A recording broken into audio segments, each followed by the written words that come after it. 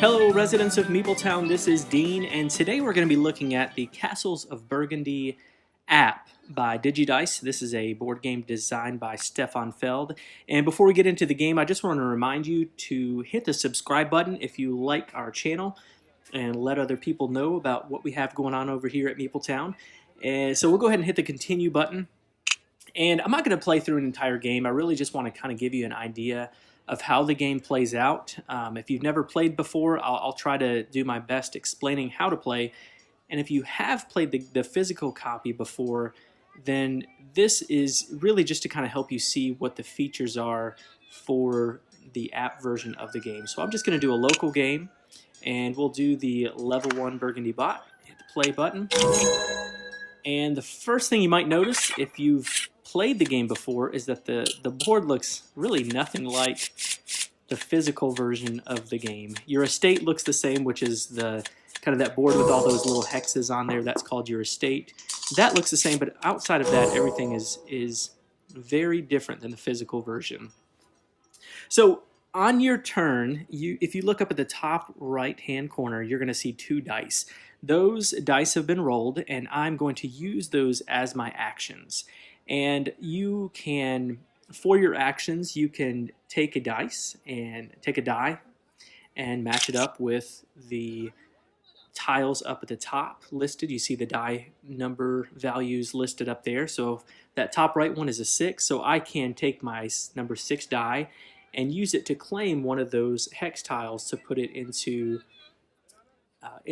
one of my empty slots. See, I have 3 empty slots there.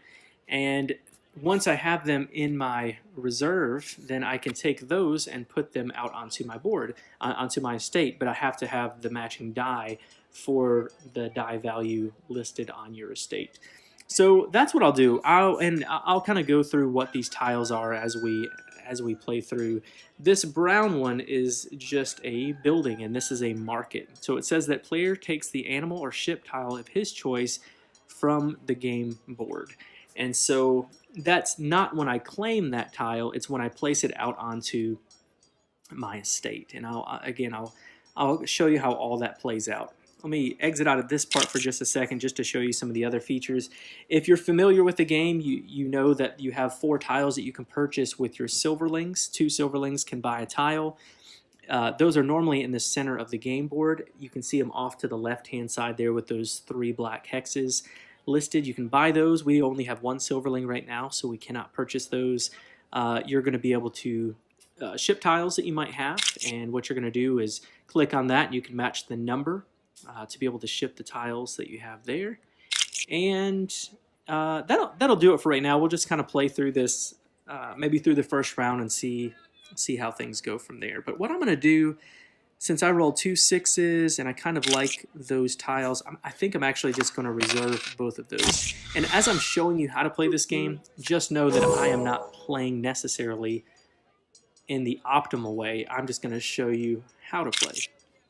Let's see. So I took that first building tile, and then I will take this pig tile. I've got 2 pigs on there. When that's placed on the board, it'll give you just straight up victory points.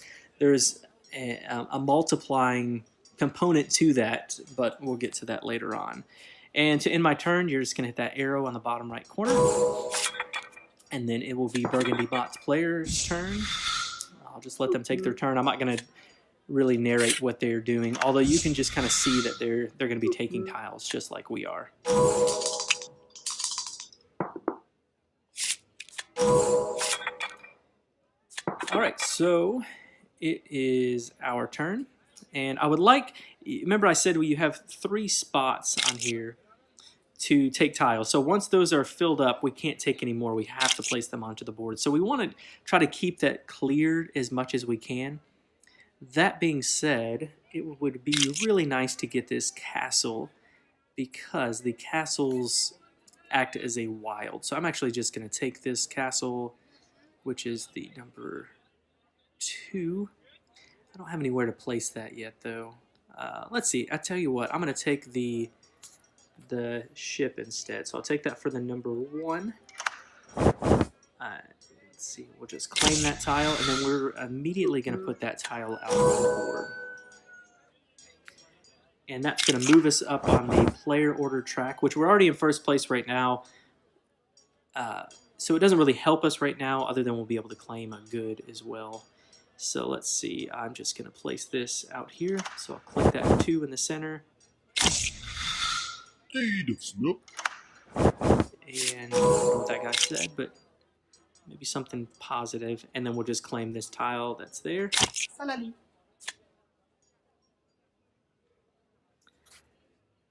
that's our turn. Hi. One thing you might notice is if you look at the bottom part of the circle, you have those, I don't really know what they're called. The little triangle type pieces there that have the numbers on them. The one on the left shows your silverling count. The one in the center shows you how many workers you have. The workers allow you to adjust the pip up, one up or one down. And then the one on the right there is to show your score. All right, so we rolled a 1 and a 5. I still have the pigs in my reserve. I have this building that's going to let me take some of the animals. Let's see. I would like to be able to place maybe to fill up one of the spaces. If you notice that there's different areas on your estate, I'm going to point to this one. So this 3 right here, the 3 building, is by itself. There's no other buildings surrounding it. So once I fill up that area, then I can claim the bonus points for that round. In this case, we're in the first round, so you're going to get the most points. So I might try to do that if I can, but I need a 3 or to be able to move my dice numbers down, and I can't do that yet. So I probably either need to claim something for a 1 and 5, 1 or a 5, or be able to put my animals out there, which I can't do that yet either. So what I'm going to do is I'm going to sail another boat. So in order to do that, you notice I have a 5 there, and I need to be able to claim it in the 4 spot. So I have to use 1 worker, and I only have 1 worker. So I'm just going to claim that. I'll claim that ship, and then I'll immediately be able to place it out on the board again, which puts me 1 step farther ahead of the other player as far as the turn order. See, if you look on the right-hand side there with your little circle markers, that moves up, so I'm 1 more in the lead, and I don't really know what I have or need, so let's see.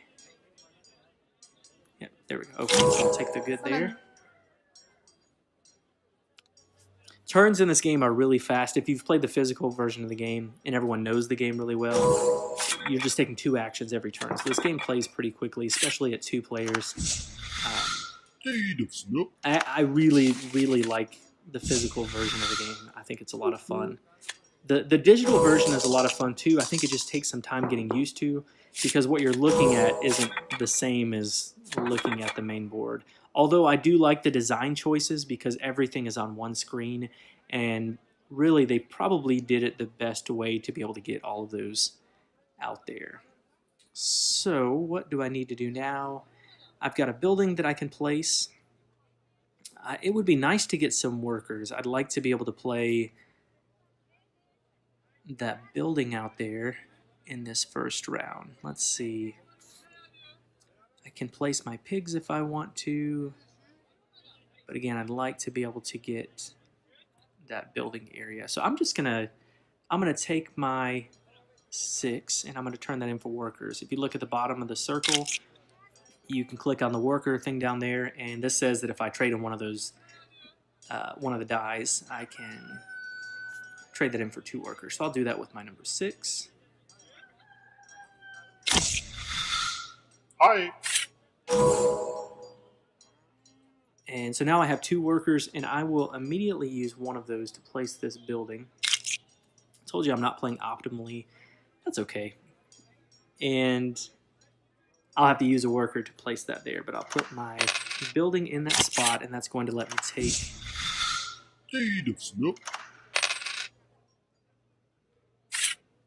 one of the animal tiles. Let's see.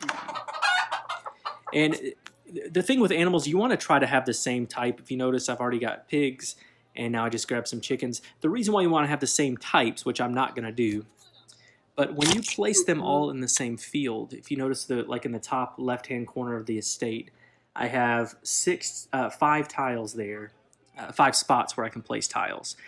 Whenever I place 2 of the same type, I'm going to add those together. So let's say I have 3 chickens and I have one out, a 3 chicken tile on the board. That's 3 points once I place it. If I place another tile that's 2 chickens, I'll get those 2 points, and then I'll also get those 3 points from the other tile again. So you want to try to stack the points if you can by getting the same ones.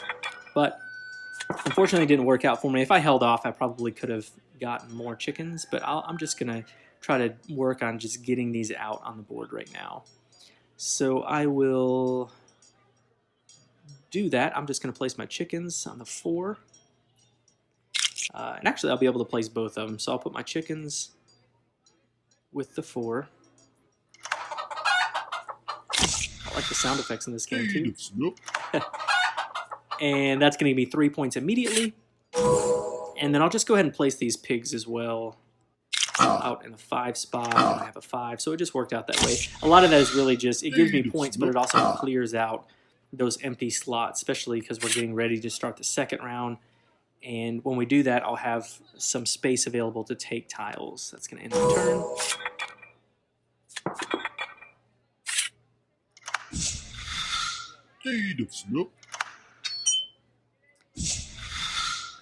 And they're placing some more tiles out there.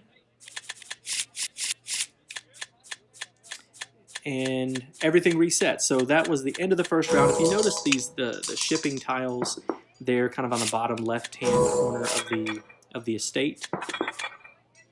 That shows that you have 5 tiles there. So for every round, you're going to be playing 5 turns essentially, and those tiles are going to go out onto the board. And once those tiles are gone, then you end that round. Now, it's better to fill up a complete area closer towards the front of the game because you're going to get more bonus points. That first round, you get 10 bonus points for completing an area. Second round, you get 8. And all the way down to 2 in that final round. So that's it. That's the whole game. You're just going to keep playing through that way. Eventually, you're going to get more silverling, so you can buy some of those tiles on the left hand. That's going to be a big bonus that you're going to want to get.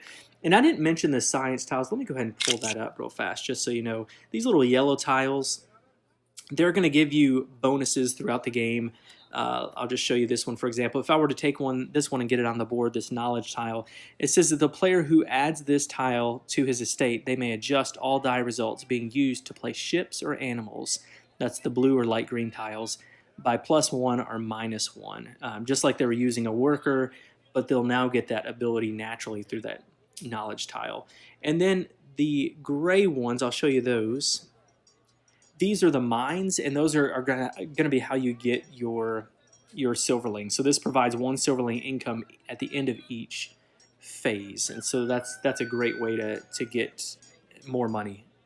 And that's pretty much it. Like I said, you're going to play through 5 rounds of that, and then whoever has the most points at the end of the game wins. Like I said, I really enjoy the app version of this game. This is one of my favorite games anyway. It does take some getting used to looking at the layout, but not too bad. If you know the game well, I haven't actually done the tutorial, which I'm sure is probably good. Digidice tutorials are usually really good. Now this is a game that's pretty pricey, but if you like this game and you know you're going to play it a lot, I definitely recommend this app version of it. I am pretty excited that I picked it up. But that's going to do it for this episode. Be sure to leave any comments. If you have any questions about the app that you want us to answer, feel free to ask us, or just let us know anything else that you want to talk about. But that's going to do it for this episode, and thanks for coming down to Meepletown. Thanks for joining us, and be sure to follow us on Twitter at Meepletown Games, and connect with us on the Meepletown Guild number 3407 at BoardGameGeek.com, and also subscribe to our podcast and YouTube channel. And until next time, thanks for coming down to Meepletown.